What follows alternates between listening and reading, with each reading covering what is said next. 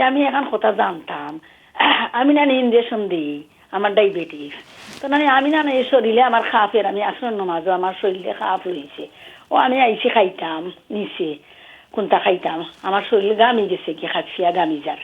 ও আমি মনে মনে কই দেখি সেন্ডে মাটফিয়া কত হইল ও মাই গনে দেখি 14 হয়ে গেছে আর এবার আমার শরীরে খাপের গামের আমি খাইতাম তো এই 14 হয়ে গেল ওখানে আমি ফোন রাখিয়ে হারলে আপনারা কইবা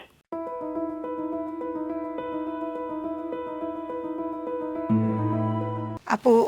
উনি বোধহয় ইনসুলিন নেওয়া ইনসুলিন নিয়েছেন এবং সুগার লেভেলটা বেড়ে গেছে 14 হয়ে গেছে এটা বুঝতে পারলাম এখন ওনার বোধহয় প্রশ্নটা যতটুকু আমি বুঝতে পারছি যেহেতু উনি সোয়েটি হচ্ছে এবং শরীর কাঁপছে উনি হয়তো ভাবছে যে হাইপো হয়ে গেলেন কিনা কিন্তু 14 তো অনেক নাম্বার সো এটাই উনি জানতে চাচ্ছে যে কেন ওনার শরীরটা কাঁপছে কিন্তু সুগার লেভেলটা বেড়ে গেছে। আচ্ছা আচ্ছা জি আসসালামু আলাইকুম আপনি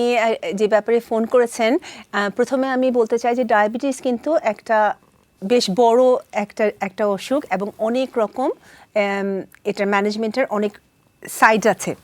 ঠিক আছে শুধু আপনার ডায়েট আপনি ইনসুলিন ছাড়া আর কি ওষুধ খাচ্ছেন আপনার স্বাস্থ্যটা কেমন যাচ্ছে রিসেন্টলি আপনার শরীর স্বাস্থ্য কেমন যাচ্ছে আপনি দিনে কতটুকু এক্সারসাইজ করছেন অনেক কিছু আপনার ডায়াবেটিসকে এফেক্ট করে শুধু একটা জিনিস না অনেক কিছু ডায়াবেটিসকে এফেক্ট করে এখন আমি একদম ডাইরেক্টলি তো আপনাকে বলতে পারছি না কিন্তু আপনার সুগারটা কেন বেড়েছে 14 আমি যেটা আমাদের জন্য জানলে আপনার ডাক্তারের কাছে আপনি যদি এই ইনফরমেশনটা নিয়ে যান যে আপনার 4-5 দিন ধরে আপনার সুগার লেভেল কি হচ্ছে আপনার ফাস্টিং সুগার লেভেল কত আপনার খাওয়ার পরে সুগার লেভেল কত এবং সন্ধ্যাবেলা আপনার সুগার লেভেল কত এটা যদি আপনি একটা কাগজে লিখে আপনার নার্স বা আপনার ডাক্তারের সাথে গিয়ে দেখা করেন তাহলে আমার মনে হয় ওনারা সবচেয়ে ভালো একটা আপনাকে এটা অ্যানালাইসিস করে আপনাকে বলতে পারবেন যে কেন আপনার সুগার লেভেলটা বেশি হচ্ছে বিভিন্ন কারণ হতে পারে শামিমা একটা হচ্ছে যে আপনার অনেক সময় আমাদের ইনসুলিন ঠিকমতো